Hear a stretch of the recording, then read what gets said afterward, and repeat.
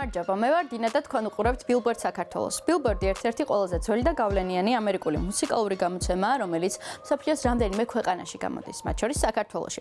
მეკითხვაში ორჯერ გიყვებით ქართულ და უცხოურ მუსიკალურ ინდუსტრიაში მიმდინარე სიახლეების შესახებ, რომელზეც Billboard საქართველოს ჟურნალისტები მუშაობენ.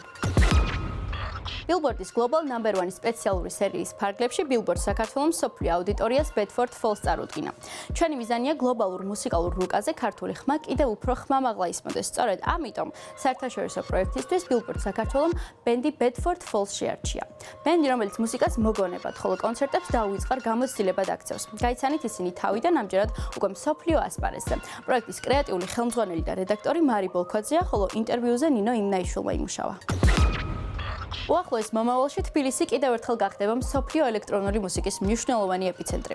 24 აპრილს მონოჰოლისა და Boom Boom Booking Agency-ის ორგანიზებით Radio City District 4-ში გაიმართება ღონისძიება, სადაც ელექტრონული მუსიკის სცენის სუპერვარსკვლავი კორეელი DJ და პროდიუსერი Peggy Gou მსმენელის წინაშე წარდგება. Peggy Gou დღეს ელექტრონული მუსიკის ინდუსტრიის ერთ-ერთ ყველაზე ცნობილ და გავლენიან ფიგურად ითვლება. სამხრეთ კორეაში დაბადებული არტისტი სასწავლებლად ლონდონში გაემგზავრა და მისი მუსიკალური კარიერაც სწორედ იქ დაიწყო. ლონდონის კლუბური სცენა გახდა სივრცე, სადაც Peggy Gou საკუთარი უნიკალური ჟღერადობა, ჰაუსის, ტექნოსა და პოპ ელემენტების ბუნებრივი სინთეზით ჩამოაყალიბა, რაც მის ერთ-ერთ მთავარ ხელწერად იქცა. დეკემბრის მონაცემებით Pink Floyd-ის კლასიკური ალბომი Wish You Were Here დიდ ბრიტანეთში 2025 წლის საშობაო ალბომების სათავეშია. აღსანიშნავია, რომ ალბომი 5-10 წლეულის შემდეგ პირველად მოხვდა პირველ ადგილზე.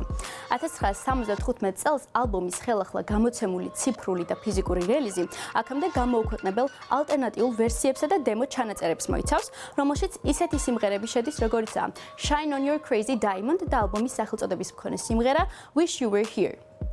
ალბომის ჩარტის სათავეში პირველად 50 წლის წინ მოხვდა. მეორედ კი ახლა. Wish You Were Here გამოსვლისთანავე 1975 წელს პირველ ადგილზე გავიდა. 1973 წელს გამოსულმა Dark Side of the Moon-მა კი მხოლოდ მეორე პოზიცია დაიკავა. თათუზა ჯაზ კლუბში საერთაშორისო კამერული მუსიკის საღამო გაიმართა. მსმენელის წინაშე კარაიანის აკადემია წარდგა.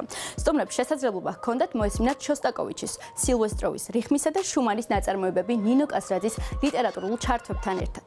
მუსიკალური კოლექტივის შემადგენლობაში იყვნენ ჰარი ფრედერიკ კელერ ვორდი, ვიოლინო, ბეატა ანტიკაინენი, ჩელო და ნორა ტულია ილიონენი, პიანინო. ღონისძიება Into the Open ფესტივალის ფარგლებში ჩატარდა. Into the Open მულტიმედიური საკონცერტო გამოცდილებაა, რომელსაც საფუძველი გერმანიაში ჩაიყარა. 2023 წლის იანვარში ფესტივალი ბერლინში გაიმართა. 2024 წელს კი მუსიკალური საღამოები სოხუმის თეატრის სცენაზე შედგა. Into the Open საქართველოში წინანდლის ფესტივალის დირექტორის დავით საყვარელიძის ხელშეწყობით გაიმართა. გერმანიაში მცხოვრებმა ქართულმა არტისტმა ნათია თოდუამ მსმენელს ახალი სინგლი სახელწოდებით 365 Chances წარუდგინა. წლის ბოლოს სადღესასწაულო განწყობისა და საახალწლო მოლოდინის პარალელურად სიმღერა განსაკუთრებულ ემოციურ აურას ქმნის და ზამთრის სეზონს ხალისიანი გზავნილით ეხმიანება. 365 Chances საშობაო ხასიათის კომპოზიციაა, რომელიც იმედსა და მხარდაჭერას უსვამს ხაზს, განსაკუთრებით მათთვის, ვინც სევდას დაღლილობას ან მარტოობას განიცდის. სიმღერის ავტორი თავად არტისტია. სინგლი კი ზურა მახნიაშვილის სტუდიაში ჩაიწერა, რომელსაც ასევე ეკუთვნის მისი არანჟირება. საყვირის სოლოს კი გიორგი შამანაური ასრულებს. მოусმინეთ ნათია თოდუას ახალ სინგლს 365 Chances ყველა მუსიკალურ პლატფორმაზე.